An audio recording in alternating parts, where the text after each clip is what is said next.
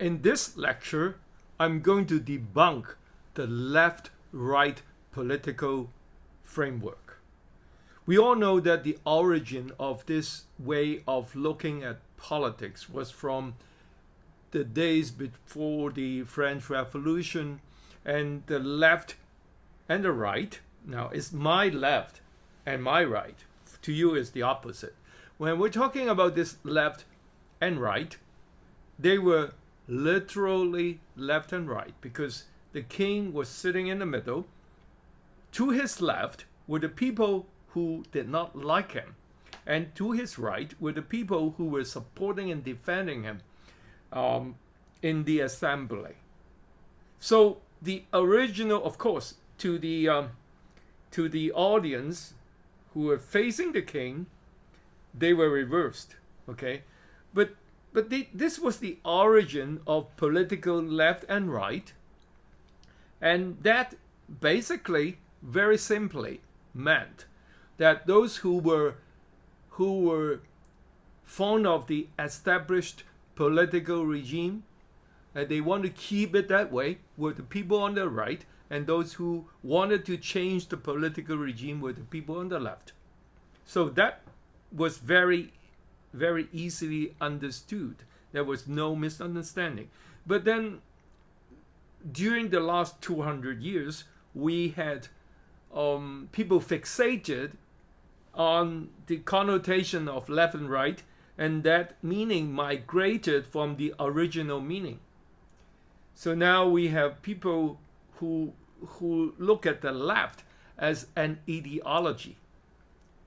So you see the right, if you look at it from my perspective, the right was actually specific, and everybody normally should be on the left, on the right, I'm sorry. Because you see, we like what we see. We want to keep it that way. We have our traditions and our practices. We don't want other people to come in and intrude into our system and break everything apart. So our nature is to be on the right. But there are people, especially those academia and those people who were marginalized in the society, they wanted to change everything. So what has developed recently is that we have people who were consistently, eternally on the left. Anything you set up, they don't like. So now we have this modern left who are not happy with anything that is an establishment. So they're not happy with the political structure, the elections, the norms, anything, right? Anything that is already there is not happy. So for them, they have a left pole, and sitting in the left pole, you look at everything is the right, and the right is bad, is immoral. So what we need to do is to go back to the original meaning of left and right, and we just have to evaluate and judge this system, like the say the legal system, the political system of the community, the society, the nation that you are inside, whether it's good or bad. If it's good, we have to keep it. If it's bad, we'll think of a way to improve it. So instead of insisting that I am being a left wing and you are being a right wing. You see, with my going back to the original meaning of the left and right, and you look at things, then you have a clear picture. For example, we all call the socialists and the communists in the early 20th century the people on the left because they want to overthrow the existing regimes. But then suddenly we have the rise of fascism and Nazism. We have Mussolini, we have Franco, we had Hitler, and we had all these very militant or autocratic ideas in politics. And because these people ended up, like Franco, Mussolini, Hitler, they all ended up as very firm anti-communists because they are anti-communists. So we call them the ultra-right, the extreme right. But you look at that. So you look at that scientifically and historically, you can see that actually Mussolini came from the Socialist Party. He respected Lenin more than anybody else, and he picked up everything from there.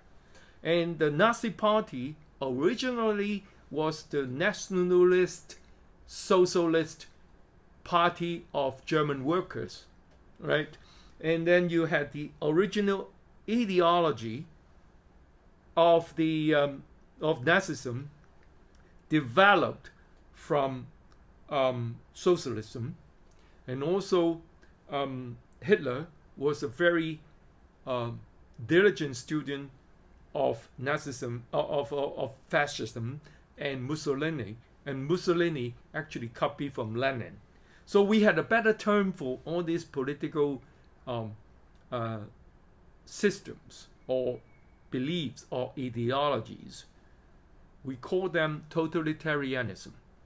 So if you just don't fixate yourself in the superficial left-right demarcation, and you can see that Mussolini, Franco, Hitler, they all actually developed their ideas in a very similar vein, and then the origin of everything in totalitarianism was Bolshevism of the USSR, and these things came from Marxism and earlier from Hegel, or maybe even from Plato.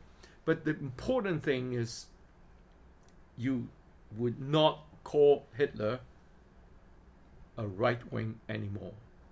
You know the essence of his political ideas. You know that he's actually very similar to Stalin, and you would not be bewildered by the actual phenomenon of